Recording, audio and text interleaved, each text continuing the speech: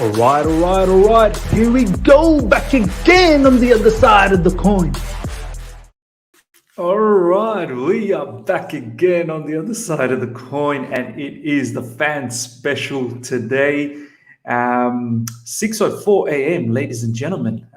So I love the morning sessions, man. Sydney time, love waking up, feeling fresh, and doing these live call-ins with you guys. I haven't had the chance to talk to you guys and see what you lot think about the whole, Conte leaving Inter Milan and obviously Lukaku links that's been going around for a little while. So it'd be mad conversation with you guys to see what's going on. Already quite a few people that are here. Thank you so much for your time, honestly, and the support that you guys always show. Keep supporting like that. We are on the road to 5,000 subscribers, so that's going to be epic. Already we have Jalil here. Thank you so much, my man. Yusuf was already here 1 hour ago. Kelly, bro, please, when are you starting the live now? Right here. We're starting right now. Carefree Hersey, hello, Miz. I hope Chelsea win on Saturday, man. Big time. Hope they win, man. It's time. We've waited long enough. 2012. So it's been 9 years, 9 long years. So God knows when the next time's going to come around. So we do need to win this. Football Style, thank you so much, my man, for joining. Hi, Miz. My time now is 11 p.m. in Saudi Arabia. Wow, that's nice, man. I'd love to go to Saudi Arabia one day, honestly. It would be brilliant. We've got RCB and Chelsea Fan TV over here. Big up, Miz. Sorry, can't be in today. Multitasking, but on and off chat. No problems, my man. No problems at all. We've got Shawnee. Hey, bro. So, as I said, guys, the link is there for the live chat. The live calling. It's pinned to the messages, so do join in whenever you feel like. I'm going to bring in Ishan first up. Ishan, my man, how you doing? Hey, Miss. Very nervous. 2 days to go, and I'm already shitting bricks. I mean, let's see what happens. The end of the season was not good. We lost to Villa. We lost to Arsenal. Yes, we won against Leicester, but then very dodgy performance to end the season. I'm not confident at all, but then I really hope they pull this off at least.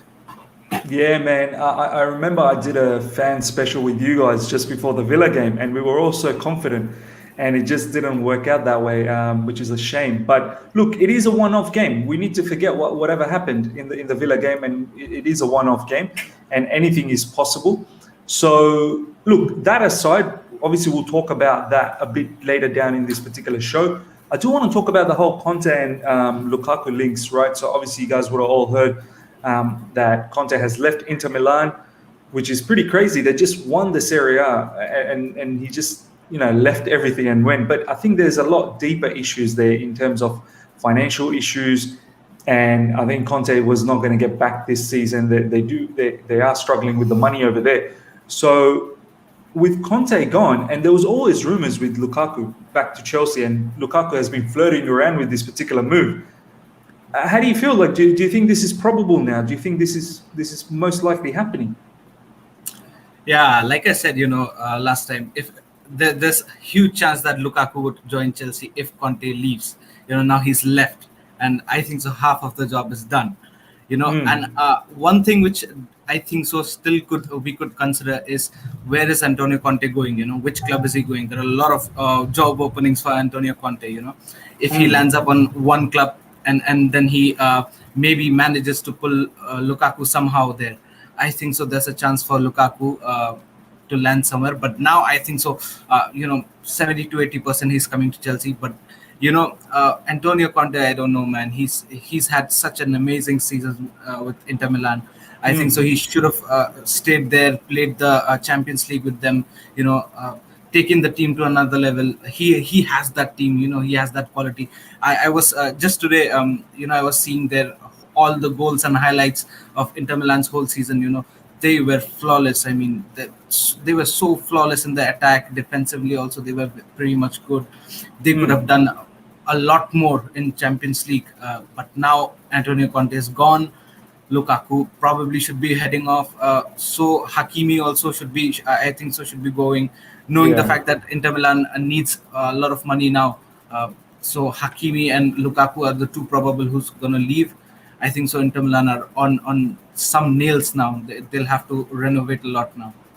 Yeah, man. This is a really interesting comment here from Thomas. Thank you so much for joining, Thomas. Conte to Spurs, Lukaku to replace Kane. Look, we will talk about all of this. There's a lot deeper story over here. I don't think it's a foregone conclusion that we're 100% getting Lukaku. But just to sort of go back to what you said, Ishan, I mean, yeah, Conte could have stayed, but he's a type of manager. You know that if he's not going to get backed, I think he was pretty much said that there's not going to be that much investments that's going to come into Inter Milan this season. And he's a kind of a manager. He's not a project manager. He needs the money to be invested so that he can carry on. We've seen that with Chelsea as well. When he did not get his targets in the likes of Lukaku. He wanted Alexandro. I think he even wanted what's his name? Nangolan. But he didn't get all of these players. And then at the end, we ended up getting all these secondary players for him, and he didn't like it. He left the season after. Obviously, there was the issues with Costa as well. So, yeah, I can understand from a point why Conte has left, because he's just not a project manager. He's not that kind of a manager that's going to work on budget. And if Inter Milan was looking to sell some of their key players anyway, like Lautaro Martinez, apparently he's rumored to go to Manchester City. They're looking to sell a few of the other superstars as well. So it does make it very, very difficult. I do want to bring in Sid. Sid, my man, how you doing? Nice, man. How are you feeling? Yeah, not bad at all. Not bad. What's your thoughts on the whole rumors of, Lukaku to Chelsea? I mean, do you think this is 100% happening, or do you think there's a deeper story to it? I think it's almost done. You think it's almost done? Yeah, because there was a page which posted that if Conte leaves Inter, Lukaku is heading to Chelsea.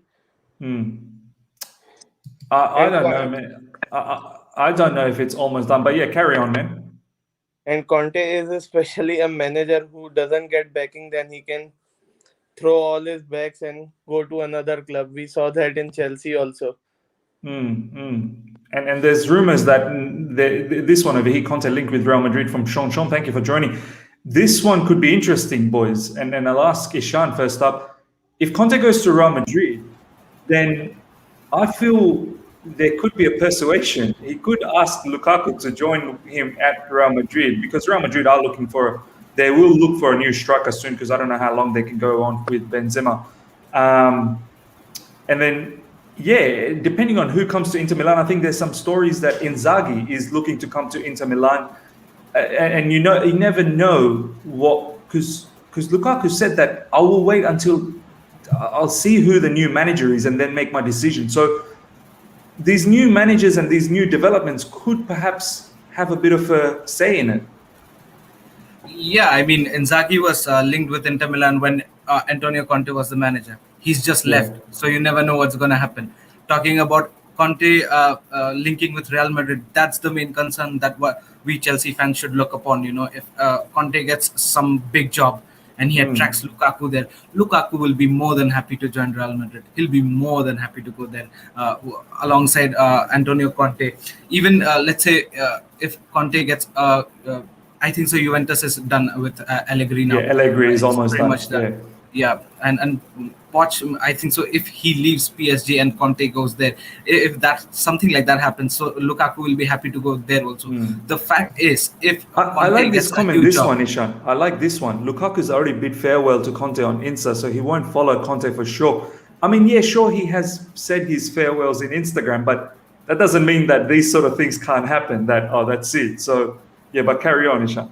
Yeah, we've seen this same thing with Jorginho and Maurizio Sarri also. So Sarri left Napoli, came in Chelsea, and Jorginho came here. He had bid farewell to Sarri back there in Napoli. So what? He came here in Chelsea. Yeah. So yeah. I mean, it happens. When you love a manager, when you respect him, you need to give the respect when he leaves that club. But yes, I think so. Chelsea is being linked in with Lukaku from quite a few months now. So I think so back in the background somewhere, the deal is pretty much done as far as it seems. We've seen Lukaku and Drogba have some communications in the Instagram stories also. That I after seeing that, I knew that yes, something is going there in background. So I think so. It's almost done, but then it'll be interesting. So you know what's interesting to see right now is where the managers will land. We've seen Yeah. Whirlpool, and we've seen Allegri land back to Juventus. I didn't saw that coming. I thought he was going to Madrid. I thought so. That deal was very close Almost because he's done. been, Yeah. yes, because he was linked to Madrid. Quite from few months now. Yeah. As they knew that Zidane was trying to pack his bags and leave. Allegri was their main man, and now it just turned around. And I really don't know why Juventus Allegri went back to Juventus. Maybe because of some Ronaldo attraction, or maybe that because the team that they have. But then it'll be really interesting to see who does Real Madrid land. I don't see much options, but I think so. They're gonna go to Conte. Yeah, Conte well, is one option. he's the one big one that's still remaining. Do you know what I mean? Like, Yes. I can't imagine who else they're going to go with, unless Raul. Like, I don't know why they will roll the dice on another sort of, well, inexperienced Sari is manager. there. Maurizio Sari, he's Sari's jobless. there. Sari's there. I'm not sure if he's the type of manager that they want. I think Conte, we know very well. As soon as you bring in Conte, you're bound to win trophies straight away. And then, but the thing about Conte is he'll leave. That's the issue. Like, there's no guarantee with Conte. Yes, I don't want Conte to land in Man United. I don't want that to happen. Neither in Arsenal. I know he won't land in Arsenal. I know he's not going to do that. He's not. If he goes to Man United, I think he's going to do some madness over there. Yeah. He's Yes. going to do some madness. But then he's going to leave the club, which will put the club behind for a little Yes. bit. But then again, I see Man United team as a huge potential. With Greenwood, Oh. Rashford, Bruno Fernandes, bro, Cavani, they got slapping in amazing goals. talent. They got amazing talents. Yeah. I can't believe Even they the guys in the bench with all those the substitutes that you see they played in the last few games, like Alexis Telles or something. Hey, left Alex back. Telles. Yeah. Yeah, they're amazing. They're amazing talent, and I think so. If Conte goes there, it's going to be a huge war in Premier League. Nah, 100%, man. Claudio, shout out to you, my man, for joining. Good evening, boys. Big game Saturday night. I've got a feeling Werner is going to have a masterclass, man. I hope so, man. I hope he puts in the winner, man. I really do hope so.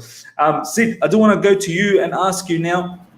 I don't look, as much as we all think Lukaku's almost done, it's going to happen. I'm not entirely sure if this is a Thomas Tuchel signing, because you look at how Thomas Tuchel has been playing this season with the fluid front three, with Timo Werner, Kai Havertz, Pulisic, Mason Mount, Hakim Ziyech. It makes me think, then why didn't you use Tammy Abraham? Because, yeah, Lukaku's many levels ahead in front of Tammy at the moment, but there are some similarities, I suppose, in them. So I'm not really sure entirely whether this is a Thomas Tuchel signing, or is it sort of a club signing, in the sense that the club's sort of thinking we need goals. We haven't seen enough goals this season, especially under Thomas Tuchel as well, and we perhaps need someone. But do you feel this is 100% Thomas Tuchel signing, or he's more interested in a defensive midfielder and a centre back? Obviously, he wants something up front, but there is the whole Jadon Sancho situation, which I think he's more interested with Jadon Sancho. But what's your thoughts? I think it's a club signing for me, because Tuchel would be more interested in Jadon Sancho, because he's more interested in a central defensive midfield, because he saw that when Kante got injured, Kovacic was also not there. There was a void there with Gilmore. We don't know what's coming, and if Jorginho has a day that he had against Arsenal, then we are trouble there. Yeah, man. This is a really good comment from Alex. You realize Chelsea has a really strong CFC fan base in India when you see my brothers on the stream joining at 2 a.m. and some like me watching. That's amazing. Honestly, there is a lot of Chelsea fans in India. I mean, I can't wait. One of these days, just hopefully tap into that Indian sort of, fan base. Because, yeah, there's heaps of Chelsea fans, man. I hope the word goes out there. Manny here is saying that the Champions League result will also have an effect on who we bring in.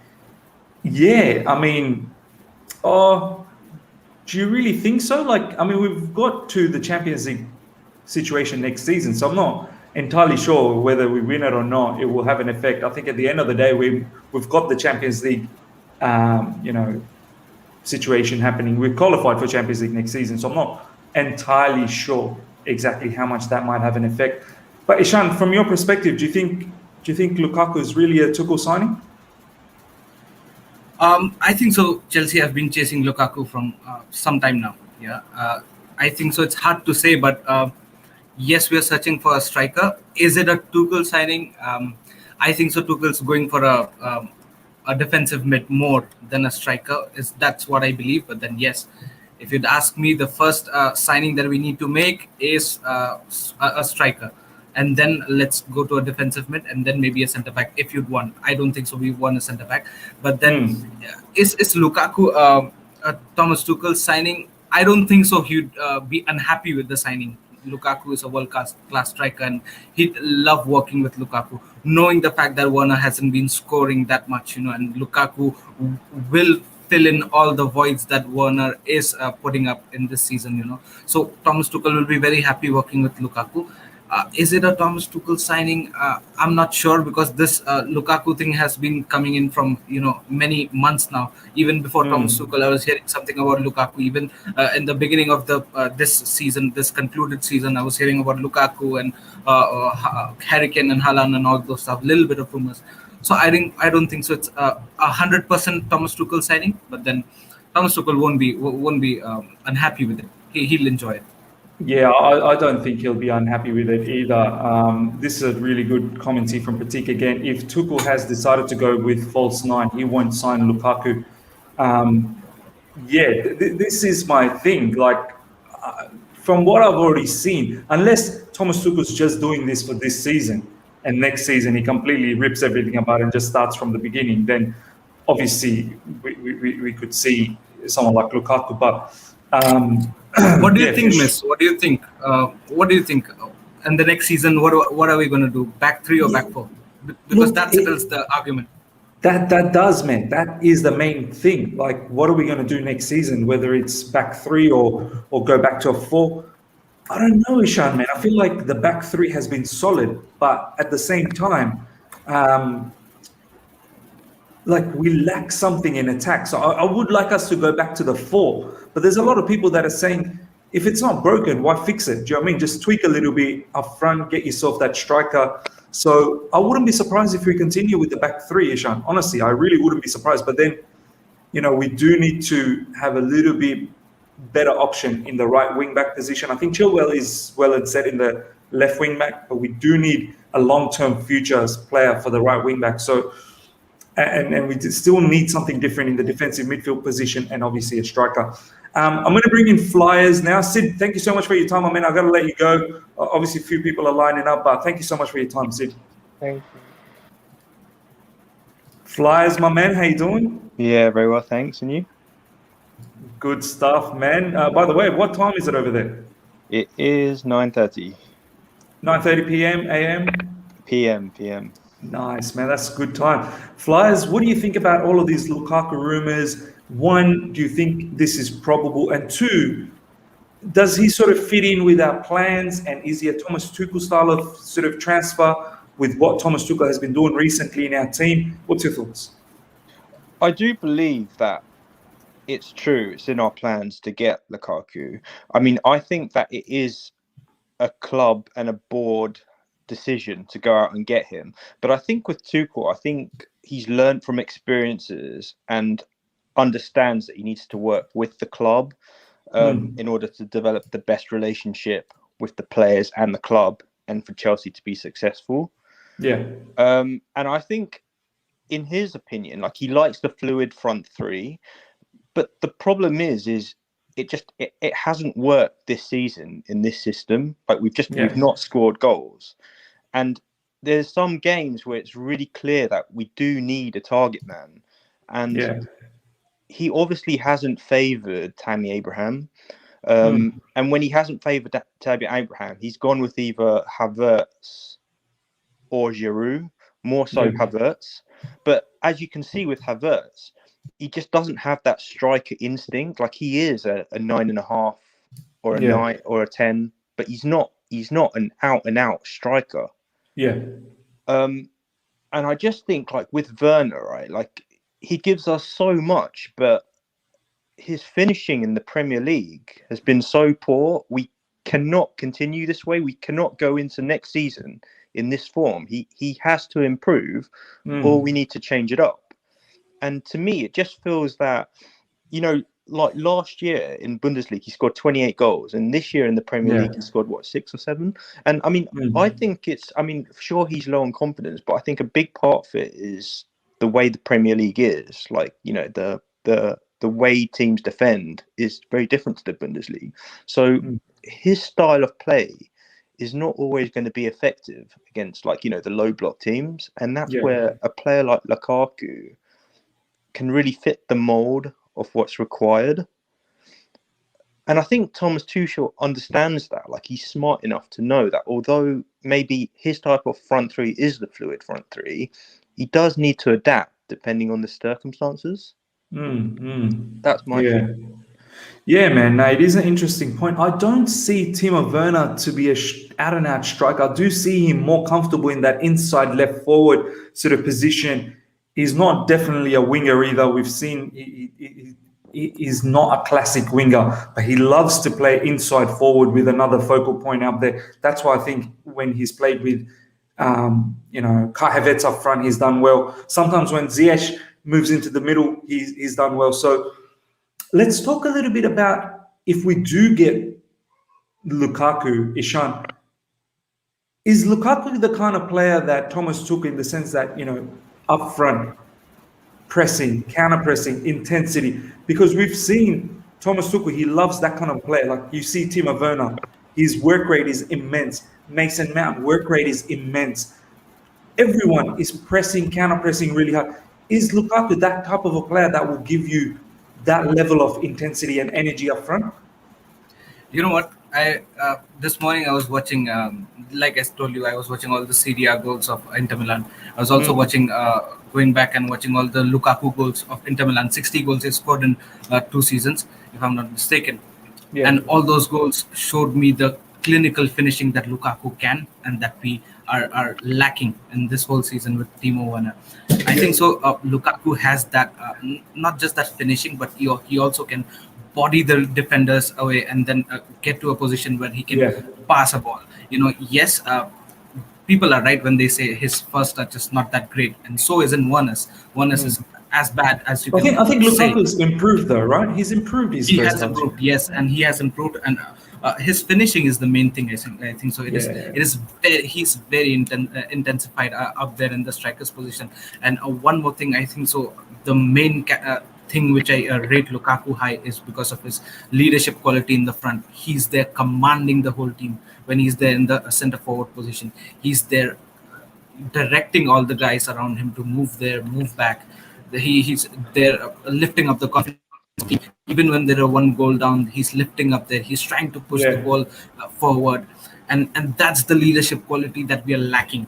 One thing that I've seen in the previous seasons, this concluded seasons, all the signing we had, 6 or 7 signings, apart from Thiago Silva, there were no in-game leaders.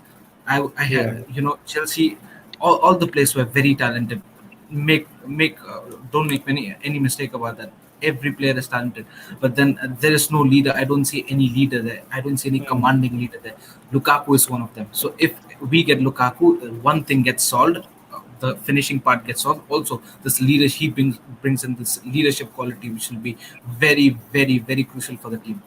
Yeah, no, so true, man. He mentioned it in the Instagram as well to Conte that you've helped me develop into a better player mentally. You've made me stronger. So, that is one thing about Lukaku. That he's not gonna mess around up front. He's gonna put up a fight. He's gonna bully defenders. I think we miss a particular striker that bullies defenders like Diego Costa style. So we definitely need someone like that.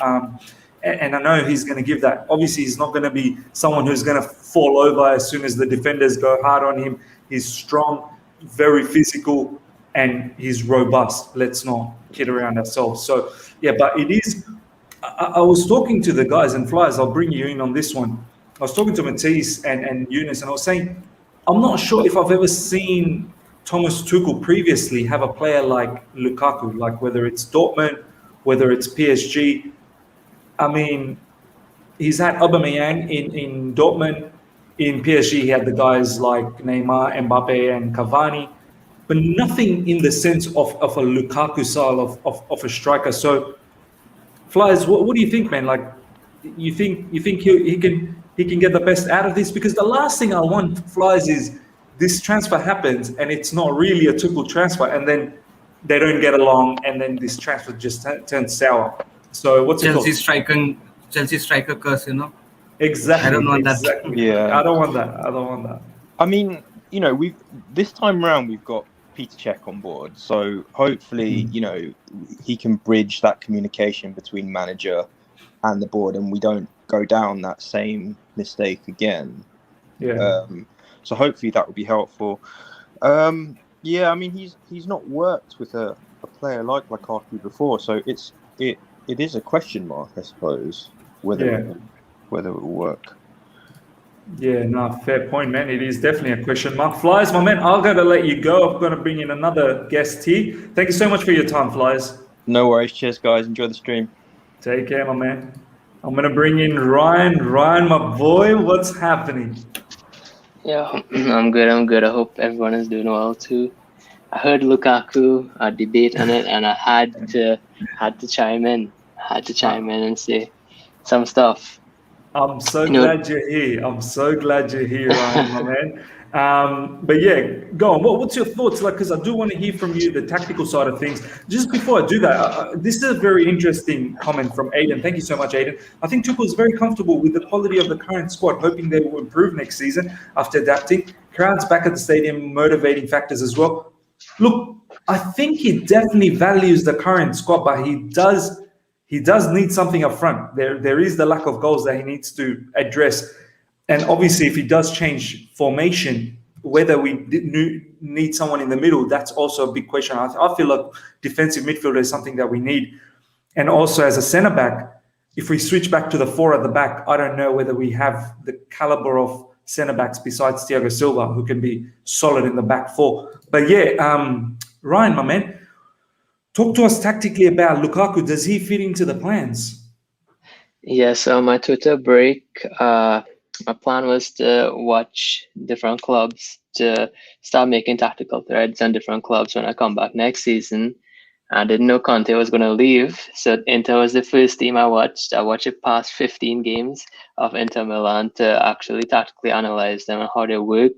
They played a 3-5-2 up there, and Martinez really reminds me of Werner. The way he presses right back to left mid. He presses and Lukaku stays up top. I would say I would want to go into similarities and differences in how Conte's 3-5-2 is and Tuchel's 3-5-2 is. And we have the similarity we have is when teams try to play from the back, our two strikers will press and our three CMs will press. Sometimes one CM will come up, which is Mount, to be a front three. Same thing with Barella. He comes up, makes a front three. Barella really goes to the right wing most of the game, even though he's a right center mid. Difference is that we try to win the ball back as soon as possible in that space in the midfield around there, as high up as possible. Whereas Conte doesn't mind going back to a back five and a 3 and a 2, or a back 5 and a 4 and a 1 to win the ball back deeper into his half, then counter attack. That's a big difference. Conte's counter attack is so organized and so well. It's not random. It's not only long balls, but that's where Lukaku comes into place. Lukaku is always engaging the center backs. I think Lukaku presses and works really hard when he has to engage center backs, but he would not come back to right mid to press. That's not Lukaku's job. But one thing he does, he always engages those center backs and he always makes runs in behind, and he's always available for that long ball. Also, I think that we have the personnel to set up our press to allow Lukaku not to come back to right mid to press. I think we can set up our diamonds in a way that can allow it. If we go to a 3-5-2 or 3-4-3, doesn't matter. We have the personnel such as Mount, who's a machine. We have Kante, we have Kovacic, who knows, a new CDM, and our wing backs are immense. So I think it wouldn't be a problem having Lukaku up there because he does the work to press in his area, but he wouldn't come down to right mid to press. So I think having him in our system will help us because he has experience, even though he has experience playing for 2 years now in a striking duo, which is really important. He's not only a number 9. A lot of the times people says he's slow or whatever, but he's really quick and he's really powerful. And he has the ability to take on players and dribble and take on players, which is, he's much better than a Tammy Abraham or a Giroud. He's very mobile. Yes, he wouldn't come at a right mid to defend like a Willian or a Vinicius or whatever, or even a Werner or Havertz, but he does have the pace to be a mobile striker in attack, and he can go in wide areas and run in behind and run with the ball. And his passing is very underrated too. Everybody talks about his first touch, but the way he finds players and the way he links up play, and he's not stingy at all. He's got quite a few. He's got quite a few assists in Milan. So there's some. But I do want to ask you this one. This comment here from Manny is really, really important. Interplay on counter, and generally Conte does play on counter.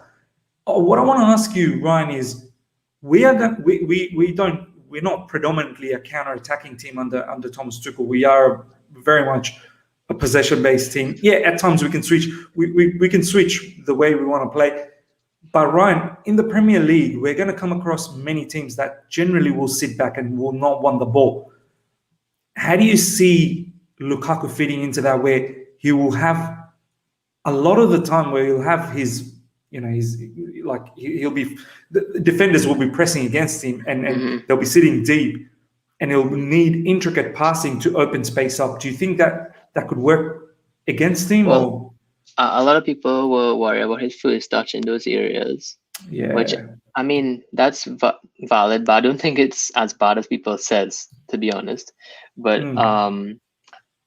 especially if you're watching games from 3 years ago when he was in Man U and not in Inter Milan.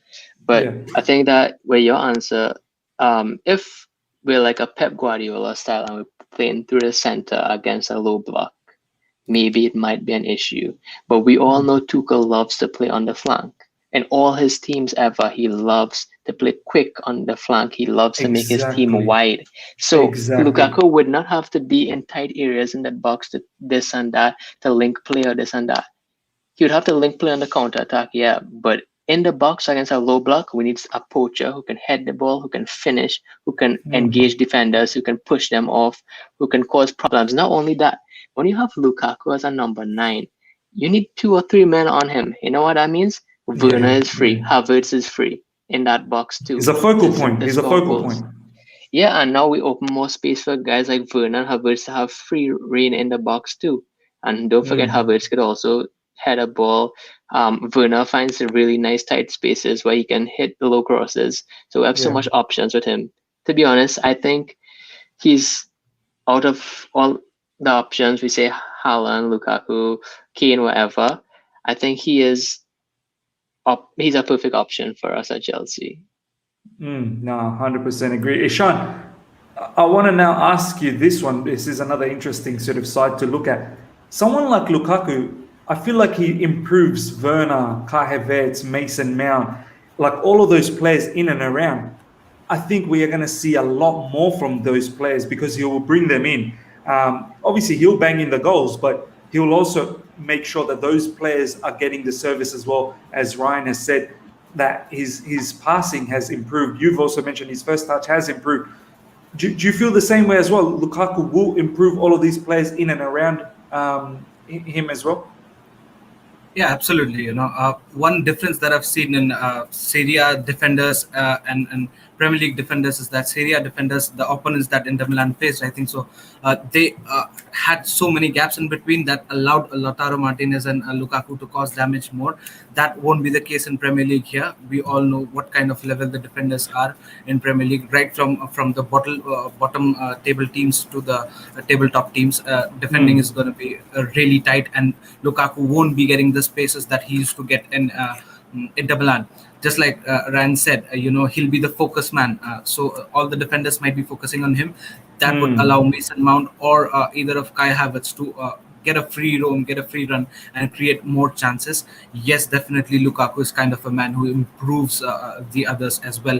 Timo Werner would have a huge responsibility lifted off his shoulders. Although I believe that I truly believe that once the fans come back to the stadium, Werner is going to improve a lot. That's what I believe. Yeah, Out of yeah, all the signings, I truly believe whatever the misses he had, whatever the blunders he had, leave it apart. Next season, Werner is going to improve a lot, and if Lukaku is standing beside him, that's going to be a huge boost because he's not going to be the main man. He's not going to have that overburden in his shoulder, so he'll be playing more freely, and it'll be very interesting to see how Werner, Havertz, Ziyech, and Mount, all these guys develop under Lukaku, because he'll be creating more chances, he'll be creating more spaces for them, and yeah. more opportunities will come in.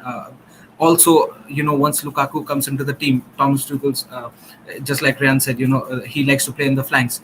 There might be a chances that he tries to change his tactics and try to barge in straight more so that Lukaku gets more of the ball. That also might be the case. So it'll be very interesting to see how the things goes once Lukaku comes in. But then definitely all these players are gonna have a huge boost. Just like I said, he's a leader kind of a man, so he'll be motivating them up. He'll be pumping all of them up. So it'll be a good match. Definitely. No, 100% agree, man. I seriously think he will improve a lot of the players in and around him. This one from Flyers, the cost of 70 million for Lukaku is a bargain in today's market as well. I believe that too, man. I think that's a decent price for a striker. And these days, this is the level of money that you dream of for a quality striker like Lukaku. So we're talking about 100 million to 150 million, that sort of range. But if we can get someone for 70 million with all the outgoings, initially. If I'm not wrong, when Antonio Conte was still there in Inter Milan, they had opposed a 120 million price tag on Lukaku, if I'm not mistaken. Now, since he's gone, it's dropped down to 70. And if I'm not wrong, if Chelsea bargains, this is going to come down to 65 or maybe 60. Don't get surprised by that. Marina effect. She's a legend. She's a club legend. She's a legend, and she's very good with finances as well. I'm going to bring in Jules right now, see what Jules has to say. My man, Jules. Hey, man. Is Jimmy Floyd Hasselbank in the house? Right. My man, firstly, tell me about the whole Lukaku situation. How do you feel? And then we're going to start talking about the Chelsea versus Man City. I want to see what you guys have to say about that. Live chat, smash the like button, number one. And number two, if you do want to join the call in today, check out the pinned message. You can join the panel and we can see what you have to say as well, which is going to be interesting. Jules, first of all, the whole Lukaku situation, do you think it's happening? Do you want it to happen? Is he the kind of player that you want? What's your thoughts? Do I think it's happening? Yeah, I hope it does. I think there's a possibility that we'll get him. Do I want it to happen? Absolutely. I was one of those people in 2014. Was it 2015 when we sold him? I was screaming on top of my voice. 2014. I think 2014. 2014, yeah. Yeah, I was screaming on top of my voice. I remember arguing with a lot of my friends. I used to call him St. Luke because I was a fan of him when he was at Anderlecht. And wow. What really frustrated me most of the time was like there was this, again, it's this thing that we tend to do as Chelsea fans. We see one flaw in a player and then we keep repeating it over and over and over. Yeah. The guy We're not patient. Yeah. He leaves us, he goes to West Brom, he bangs in the goals, and then he comes back. He makes one mistake in that penalty against Bayern Munich. And then everybody knows him. He's young, he has to go somewhere else and all that. And it really frustrates me sometimes because I was like, we sent him to West Brom then, and then we had no striker whilst he was scoring or outscoring all our strikers. And then he had an amazing season in West Brom. He had an amazing season in West Brom. He actually had a very good season. Scored a hat-trick against Man United. And then went to Everton, scored again, outscored them twice. And then he came to Man United. Surprisingly, ignored us because obviously he was with us. We didn't even register him for the Champions League that season. You remember? He was with us all the time. He played like 2-3 games. But anyway, I would like to see this happen. If for anything, at least we become an area threat, right? So the wingers can actually cross the ball. That's also one thing. Reece James's cross are not going to be missed, my man. Yeah. Two, he can actually pin a shot, right? Lukaku can actually pin the ball. Something that we are missing as well. I think I've discussed this with you, where we get the ball, then we start doing this weird semicircle in front of the penalty box. We keep going left and then dribble to the right, dribble to the left. Like I said, if you're somebody who can shoot or somebody who gives defenders something to think about, defenders are always thinking about, say, marking the striker and at the same time trying to block the ball so there can be space. At the moment, people can just have a low block and we have nothing. And I think that's basically why I think Lukaku, I mean, he can also pull something out of nothing from time to time. So that also helps. That's the thing, yeah. And he can bully the defenders as well, Jules. Like in a low block, he can bully them. He bullies them, he creates space, and then maybe somebody can pin a shot from the middle as well. That also helps. Yeah. And Lukaku is always not afraid also to take – he can actually run. He's quite quick. He's fast. He's fast. What I've noticed these days with Werner as well, when I look at Werner, if you notice, if Werner gets a break and he's running, and Ziyech is not running with him or something, he tends to slow down and let people recover. Have you noticed that? Yeah. Yeah, it's something I've noticed really. He slows down, they recover, and then instead of going towards the ball, he just makes a wide move, and then he just cuts the ball, which the keeper saves easily, or he hits the side netting. I think I've noticed about 5 times. That he drifts to the wide side, like when he, because there's no option, so he just drifts to the left or drifts to the right. You know what I mean? He never tries to go inside. He never tries to do anything. It's like these days when I watch him, the very minute he gets the ball, I'm like, oh, he's going to go wide. He's going to go wide. I mean, like, tell me what's the last time that Timo got to a last defender and then you thought Timo likely to score? Almost never. Yeah, true. We need something a bit different. That's one. And 2, I think when Lukaku comes in, then maybe that there's a likelihood that we might actually change the formation at some point, because let's face it, the wingers that we have are right wing backs, and you're not going to get that many crosses from right wing backs because you always have to look at your back as well. So and you know what, Jules, we may not change the formation because he's actually been playing in the 3 at the back in Inter Milan. So that's also true. That's another thing. He just comes in and he fits in. Do you know what I mean? Yeah. But then, do we need Lukaku? Oh, definitely. We need a striker for sure. It couldn't hurt if we could get Lukaku right now, because obviously we're not playing Abraham. But then personally, if you ask me, we do need a center forward, and we do need midfielders. I think I said it several times, who can actually pin a shot. We have those, and it doesn't matter whether we play 3 at the back or 4 at the back. Then we can challenge for the Premier League. Because again, instead of playing that weird semicircle, if there's a striker who can score, you give the defender something to think about. If there are midfielders who can pull a shot, the wingers can be playing around a semicircle like that, right? When they do that, the very minute the defenders just move, there's a little space. You can have an SCM star player pin a shot. You can have a Lampard star player pin a shot. Yeah, Jorginho, Kovacic are also very good. The thing is, for these players, if we're trying to frustrate a team, like say when Real Madrid came to us and we're trying to frustrate them, then those 2 are holding the ball, right? Frustrating the players. That works. They have a different role, so to speak. If you want a player who can just block and then make a break, then you have a Conte and a Kovacic. Right? But then what we don't have is when people are playing a low block, the kind of midfielder who is able to pin a shot. We don't have a Tielemans. Do you know what I mean? We don't have a Tielemans when Tielemans pinged that shot in the FA Cup. Do you know what I mean? And if you notice that game, what I also noticed as well, there were a few times that Timo had a break as well.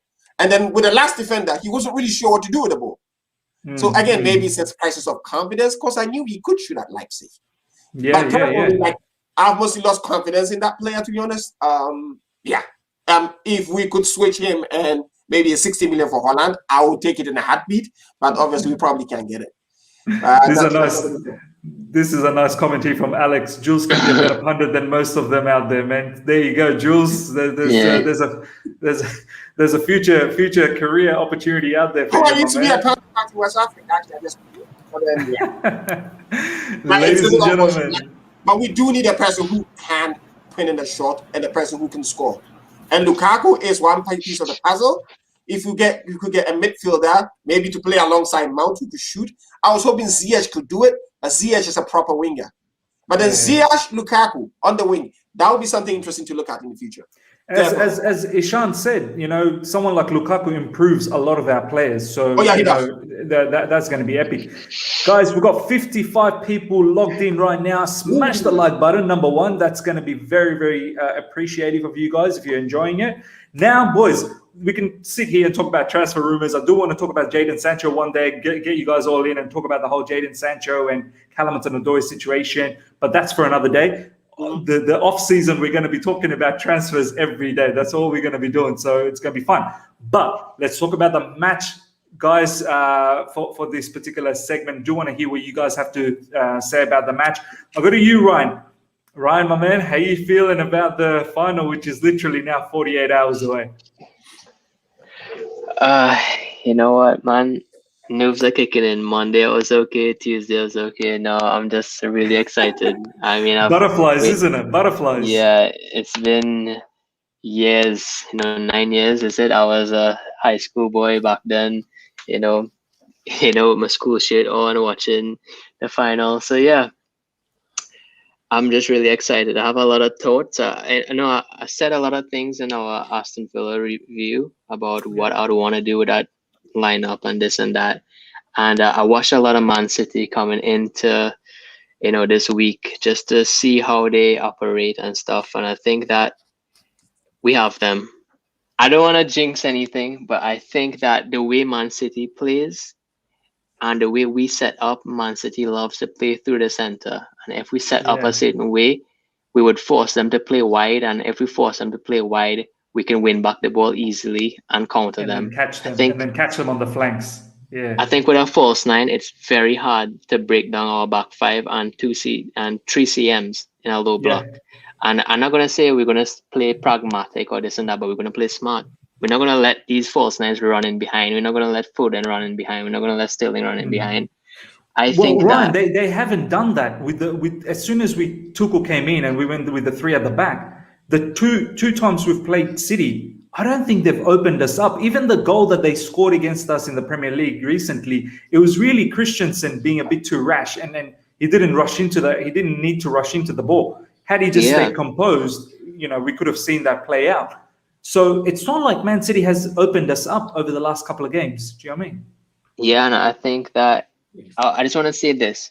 For Pep to win, okay, considering mistakes are out, right? I'm just going to assume that we won't make a mistake. But for Pep to have a masterclass and beat us, he would have to change his style of play significantly from what he's used to. For us to win, we would not have to change significantly. And that's why I think we have the heads up. We could stick to our principles that we had for the past 2-3 months that we worked every week.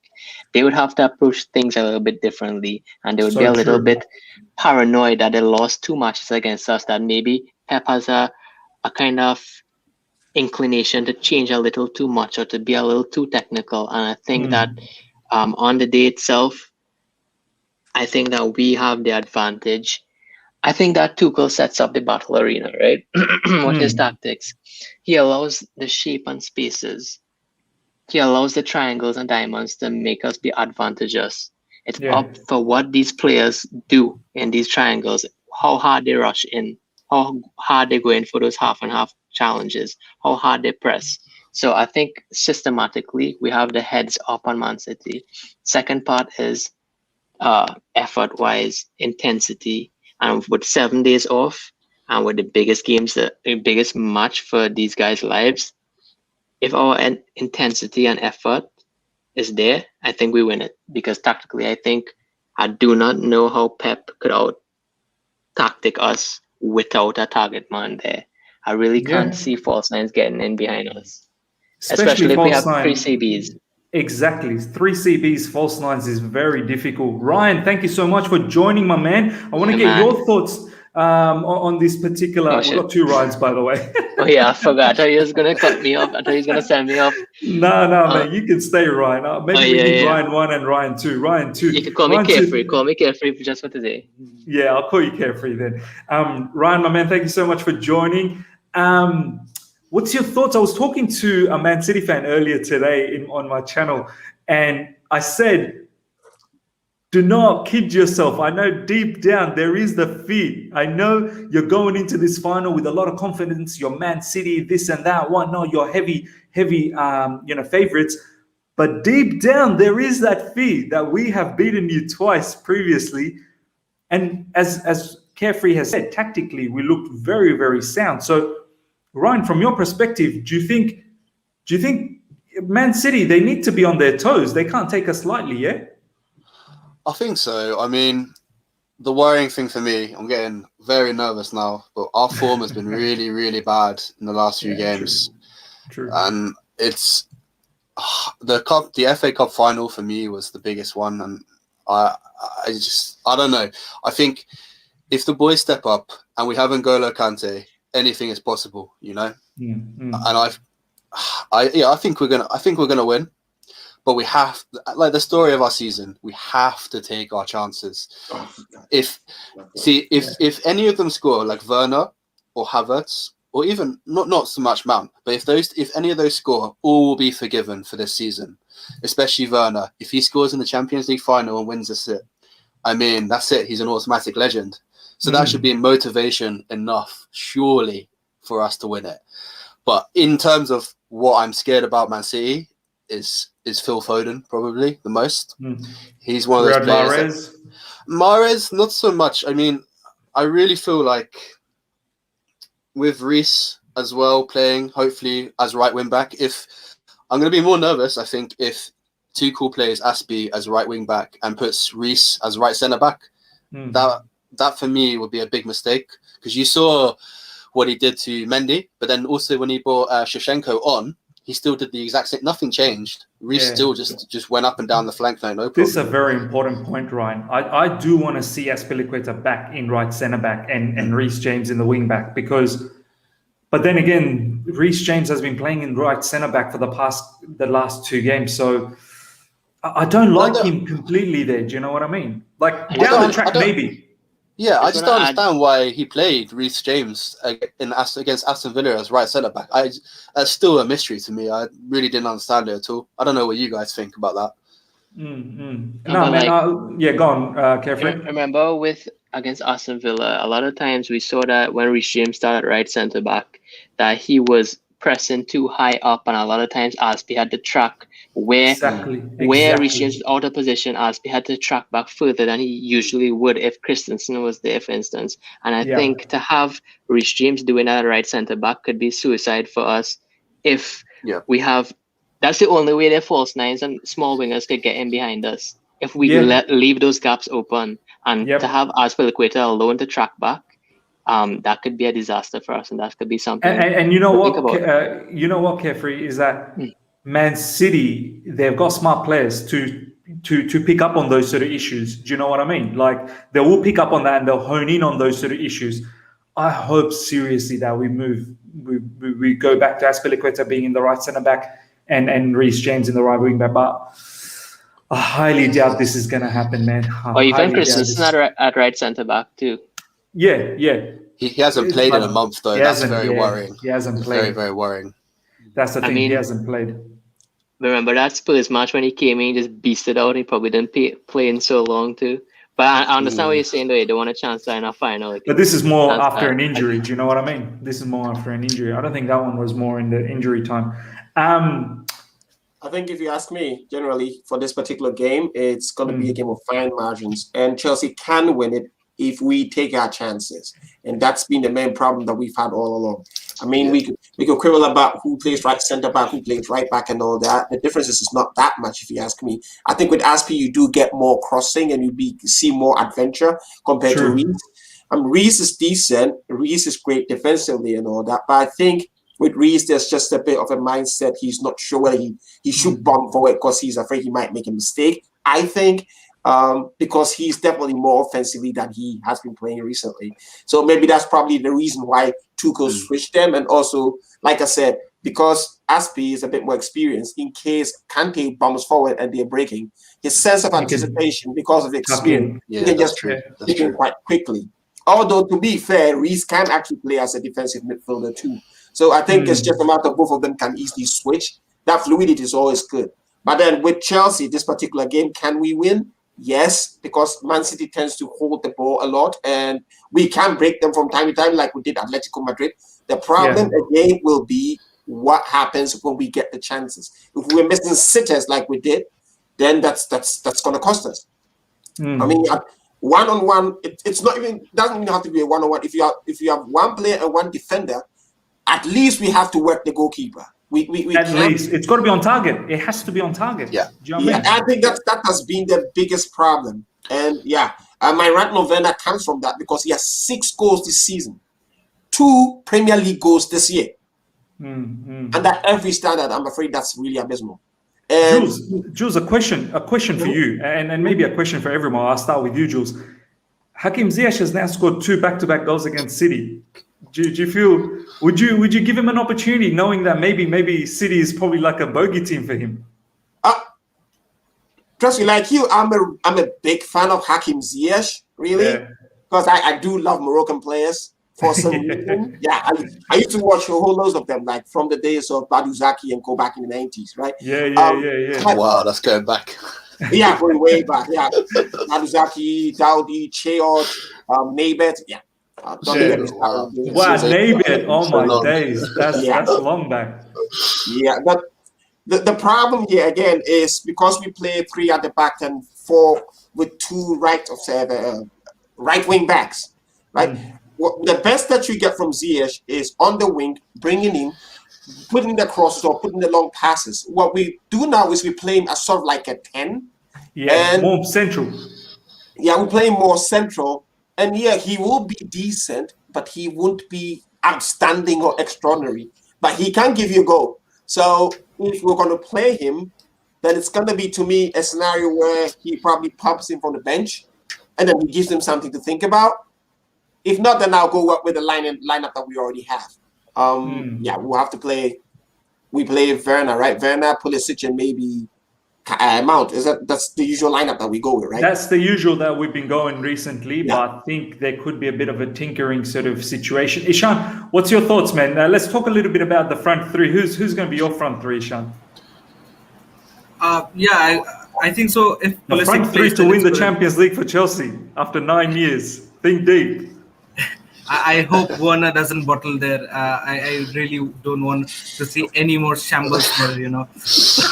Apart from that, I think so. It should be Werner, Mount, and Pulisic. I think so. If Kai Havertz is fit, I would go with Kai Havertz and then bring Pulisic later on.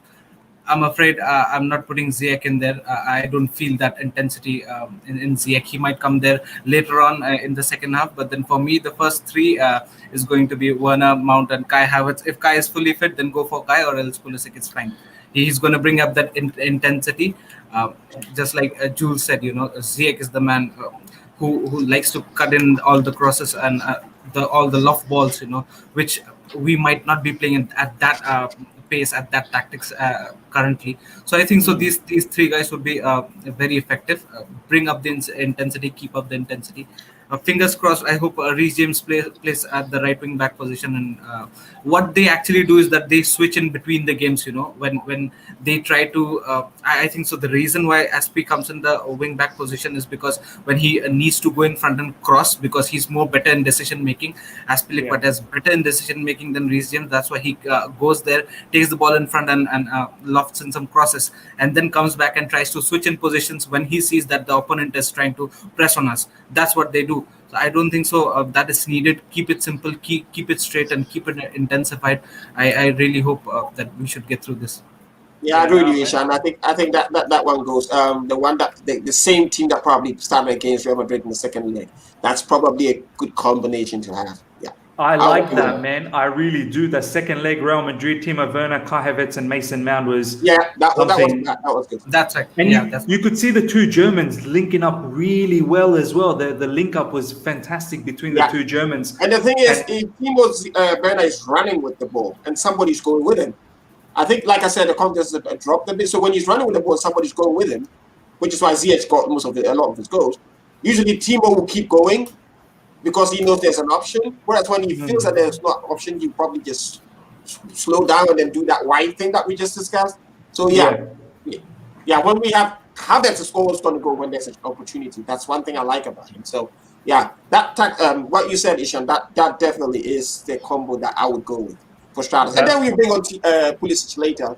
100%. And Ziyech, because we've got 5 substitutions. There's 5 substitutions. So 5. Yeah, 5. Champions League is 5 substitutions, so we can bring him in. Carefree, tactics. What's your front 3, my man? Well, before I name names in front 3, I would say that we talked about low block. That's going to be the most difficult thing to break down for us, right? For Man City. So what they'd want to do is to press persons in our midfield or central attacking areas while we have our wing backs up.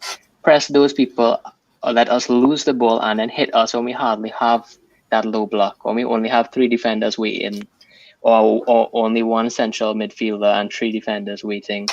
That's the only way they're going to get him behind us, to press us in our midfield and us to lose our ball in our midfield. I'm not talking about central defensive midfield, but I'm talking about attacking midfield where we have our 2 wingers, or our RAM and LAM. So I want our front 3 to be people who are press resistant and who won't lose the ball easily, who can hold the ball, not man to man like how we think about hold up play, but players who could, get out of tough situations. And I think that Kai just glides on that ball, and the ball just sticks to his feet. I don't ever see this guy losing balls. He would get fouled. He would play a perfect pass. He would do everything perfectly, I think. But, and he could probably turn a defender as well. Do you know what I mean? Like a defender might be like pressing him, and then he'll turn them, and off you go for a counter. Do you know what I mean? And then second would be Mr. Press Resistant, would be Mason Mount. They would not get him off that ball. He would be partnered with Chilwell on the left, so he would also have an option there. And again, we wouldn't see Mason Mount losing that ball there. And yes, I know that Ziyech could play those passes in behind. He has scored. Out of all our attackers, I have most confidence in Ziyech scoring in a final. But I'm thinking about defensive-wise. I do not want us to lose the ball on a transition with our wing-backs out of position, bombing forward. And we are vulnerable on the counter for Phil Foden and Sterling to get in behind with Gundogan playing passes. That's the worst-case scenario for me. So I would want... Ryan, one second. I just need to interrupt you for a minute. I've got here a particular person, Werner. Werner, my man, I've seen your message, all right? You need to calm down. What you just commented just then is downright derogatory, and I don't appreciate that in my channel. You can do that elsewhere. There's a lot of people that are commenting. You're having a go at me that I'm ignoring you. There's no ignoring. I'm trying to run a show here, mate. Do you know what I mean? Like, I've got a lot of people here. I'm trying to talk to them, trying to get their information. And you trying to telling me that I'm ignoring your message. You know what? You can leave. You honestly can leave. If you're going to talk like that kind of stuff, what you just commented a moment ago, that's not something that I want. And in fact, I'm going to block you, my man. Thank you so much. Yeah, it's a bit unfortunate. What we need to understand is that most of these players are doing their best. And if they are abysmal, we do have to say that, be a bit more careful the way you say it, because these people have families and stuff who watch their games, and it's not really nice. I personally know the family of one player in another team. And sometimes when I watch fan cams, the way they talk about this player, it kind of feels a bit personal. And I'm not even related to this player, right? So, people should be a bit more circumspect in the way they criticize these players, because they are human too. Okay, the last thing I want is somebody putting like a Granit Xhaka to our fans at some point, because he's so frustrated with the way fans are treated. This guy Jules, he was commenting about. He said, "Oh, put your mum as a striker." He was commenting towards me. I don't appreciate that kind of. I mean, we're not in the schoolyard anymore. Like, come on, guys. Do you know what I mean? Like, he's an idiot. He's an idiot. He's an absolute idiot. Do you know what I mean? Like, I can't be going around and looking at every single comment and also do a show for you guys to enjoy. So I hate people like that in the live chat. Like, they think the world revolves around them. But yeah, Ryan, my man, Carefree Tactics, continue, man. Sorry I had to interrupt you, man. It was just a bit annoying. No, I'm glad he dealt with that, man. You can't have that immaturity and negativity and just stupidness on anywhere, not only on this channel, but anyway. But Werner is gonna be my third guy up there because he has that ability to run in behind. I think that we're gonna put together with Preston and running in behind and this and that. We need Werner there. He makes us a better team off and on the ball. Whether he puts those chances away or not is a different question. But our all-around play is better with him, so I'd keep it like that. No, fair enough, my man. It's the question, though, isn't it? I mean, it is a different question, but it is the question. Because against Man City, we're not going to have a lot of chances. And if we do even get a half chance, I mean, that's why you buy yourself a proper centre forward. He needs to be scoring even the half chances, not to be doing the other things, because you could get other players to do the other things well, right? So that really concerns me with the way Werner plays. And one thing affair with that too is that with Werner is that we take him for granted that he could run in behind, and sometimes we just play long balls. Like against Leicester City, we reverted to only the first one in the FA Cup. We reverted to only playing long balls out and not building our play because we took that for granted. You know what I mean? Yeah, that's true. That's one thing I've noticed when Werner plays as well. He makes some very nice runs and nobody even picks him up. But I think that's also coming from the fact that because he's not scoring as much, they don't have the confidence to give him the ball. That's really where that's coming from. Because, I mean, for those of you who follow football for a very long time, you can go all the way back to 96 Barcelona and Ivan de la Peña and then Ronaldo. And I'm talking about Ronaldo 9, not the CR7, right? Mm-hmm. What you have is you need, when you are a midfielder and you're doing this diagonal pass or you're doing this pass where the player is supposed to run, get the ball and score. If he doesn't make the move in the right direction, it makes your pass look really awful when you're a midfielder, right? So if you trust the striker that's moving, then you're always going to pin the ball to him. But then if you're not really confident that he will make the right run, or he will not go into an offside position, or he will not miss the chance, if you're not so sure about him, then you're just going to do the safe thing and pass it to the next guy. And the next guy will pass it to the next guy. And then if you're a striker, you just keep making the runs. If you never get the pass, you just get frustrated and you just stand there. So again, Werner is great when he marks his runs. He's great with his pressing in order, but it's really incumbent that he takes his chances, or at least he works the goalkeeper. If that keeps happening, I am pretty sure the midfielders will all like to get an assist. They will happily pin him the ball because they know he'll do something with it. The problem at the moment is, yes, he does runs, he can give you a nice assist, but he's not putting them away the way he needs to, right? So I think maybe that will come with time. But in the meantime, that's really where the problem is coming from. Yeah, man. He does need to step it up in the final. I mean, for me, it really depends where his position is in the field. If he's more sort of inside forward, whether it's in the right side or the left side, I do see him getting in on the chances of assists. I don't think he'll be in the middle. That's the thing. If he's in the middle, then he'll get the opportunity to score. But as you said, Jules, man, if he does get that's the question. See, will he? Anytime he gets a chance, that's how I feel. Will he score? Oh, will he make the run too quickly? Will he be too slow and let the defender recover? Or will he get an air ball direct into the post and then hit it with his hand? And that's really unfortunate. Because believe it or not, 5 months ago, I was such a Werner fan. And I watched Bundesliga. I live in Germany. I watched the Bundesliga quite a lot. It's just, something's just off. If we had another striker, I'd suggest a holiday, to be honest. But nah, man, look, whatever happens, I hope Timo Werner does well, whether it's an assist, whether hopefully he gets a goal. My words. Seriously, if he scores a goal, if he just scores a tap-in or something, right? I'll happily eat my words. I'll come here. I'll be a different Jews. I'll probably be babbling what a great and what a wonderful. What is it? How much did we play for Werner? Like 60 million, was it? Or 54 million? 57 million pounds, is it? Yeah, so that'll be, I can't wait till the commentator say that's 70 million repaid. Do you know what I mean? Werner is 50 million, right? I think it was 50 million. It was 50. Hey, one question, guys. Yeah, one question. First, we'll start with Carefree Tactics. I really like to hear what his views are on this. Who'd you go, the two players in the midfield, in the double pivot? If you're saying Conte alongside him, who'd you play? You know, great minds think alike, because I was thinking about that too if I asked. And thanks for asking me. Appreciate that you like my insight. I also like yours.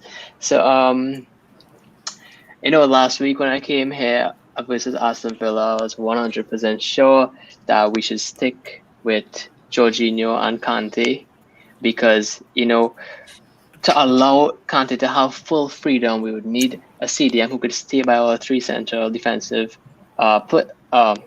CBs so that Conte can have full license to get up, especially if we play in a right wing back like a Reece James or Aspi, who we don't want overlapping every single time. We want him to stay back a little bit so we can allow Conte to get up with our front three. But the thing I was wondering is that could work. You get 100% out of Jorginho and you get 100% out of Conte. Or they could say, surround Jorginho, get him out of the game, and now we have 0% out of Conte, because if you surround Jorginho, our build-up play dismantles, and we will be forced to hit long balls to Werner alone in hope that he gets a chance. The thing is, if we play Kovacic and Conte, they both could take turns dropping into that register position and one roaming and the next one thing. So Pep cannot put three players to mark one person because you don't know which one's going to drop back. They'll be too hard to track. You know what I mean? And that we wouldn't have that risk of us our register being surrounded and our build-up play being doomed. So we could always have a good build-up play. Plus, Kante and Kovacic has the ability to be very good defensively and has the legs to come back, has the legs to roam. And I know they only played 3 times together, but I do feel that if Jorginho plays, if you surround Jorginho, our build-up play would dismantle, and we would hit long balls, and I think that would be really disastrous for us. So I'd go with Kovacic and Kante to have that flexibility. Yeah, look, that is going to be a very interesting selection who Tuchel goes with. They all provide something different, but what is the best for this Man City team? I don't know, ladies and gentlemen, we've got over 50 people. First of all, smash the like button as well. And secondly, check out the video I did with the Man City fan Saj, who's Matisse's close mate. And have a look at his predicted lineup for City, man. It looks pretty amazing. So it will be very interesting how we break their midfield. He predicted Bernardo Silva, Fernandinho, and Gundogan in the middle. So Jorginho and Kante better be ready, because those 3 are supreme. Honestly, they're very, very good at winning the ball back. Boys, let's get some final thoughts. I'll bring in Come On You Blues for the last one here. Let's get some score prediction. I'll start with you, Ryan. Oh, Come On You Blues has just left. Ryan, my man, what's your score prediction? You mean me or Carefree? Yeah, Carefree is Carefree. You're Ryan. Can I just quickly say one other thing on? I think for Thomas Tuchel as well, the all front 5, so Ziyech, Werner, Havertz, Mount, and Pulisic, they all have something different, and they will all bring something different to this game. You've seen like the balls that Ziyech has played to Werner, and the link-up play between them is very good. Obviously, the link-up play between Havertz and Werner is very good as well. But also, Pulisic is one of those players who I have the most confidence in that can produce this moment of magic in a big game. I mean, you saw it last season when we played against the cup final. As soon as he got injured, we just capitulated and just we lost, basically. But in terms of score predictions, I think if we score first, we'll win 2-1. If we score first, it's pandemonium, City. Yeah. And after watching the Europa League final yesterday, I just don't want penalties. I think I'd rather lose than go to penalties, because, I think especially if you miss a penalty in a Champions League final, especially if you're a young player, heartbreaking. Absolutely heartbreaking. As long as we score first, we'll be fine. I think. That's my prediction. I think so as well. Zamzinho, you've come right at the end of the show, my man. I'll ask you, what is your score prediction? 2-0 Chelsea or 2-1. Oh yeah. I'm going with a 1-0 or a 2-1 victory. I don't know if we get a 2-0. That's going to be an unbelievable scoreline. I'll take that. But who are your scorers, Zamzinho? Probably Ziyech and all right, just the Jorginho pen as well. Oh wow, Jorginho pen. Oh my days. Ishan, what's your score prediction? Listen, whatever it is, don't take it into penalties, man. I've suffered with the Man United's penalty last time. I mean, I was sweating up and down, man. Don't take it into penalties. I think so. And it's not even our team. Like, we were nervous, and it's not even our team. Do you know what I mean? These guys weren't missing, man. What's up with Villarreal, man? These guys are missing. Even the goalkeepers coming in and slapping in a top corner penalty. I mean, what the hell is going on, man? But don't take it into penalties. I cannot take it anymore. It's enough. We've had enough in Europa League itself. But then, yes, I think so. It's going to be a close victory, a 1-0 or maybe a 2-1. But yes, close victory. Brilliant. Carefree Tactics, your score prediction? I think that we go with I say if we concede, we lose. So I say 2-0. I say if we concede, our confidence will go short. We'll miss some chances, and we would be reckless, and we can't break a low block with no target man. So I'd say we score first, we win 2-0, and they won't score because our low block is too much, and we counter them if they push too much people up. And one thing I want to say before everybody smash the like button, I woke up, I don't know what time zone y'all in, but I'm same with North American time zone, like New York or wherever. And I woke up 12 hours ago, and MIZ did 3 streams, each nearly 2 hours. That's nearly 6 hours of content you got today. So I mean, big up MIZ, smash that like button, and thank you all for watching. Thank you so much, my man. Honestly, I appreciate it. And now we're going to have Carefree Score Tactics prediction back. for me. Score prediction. I Go think on, it's bro. 2-1. I think Pulisic scores. I think Ziyech scores, comes from the bench and scores. Or we do the most unlikely. We bring in a Callum Hudson-Odoi, and then he pulls a stringer out of nothing.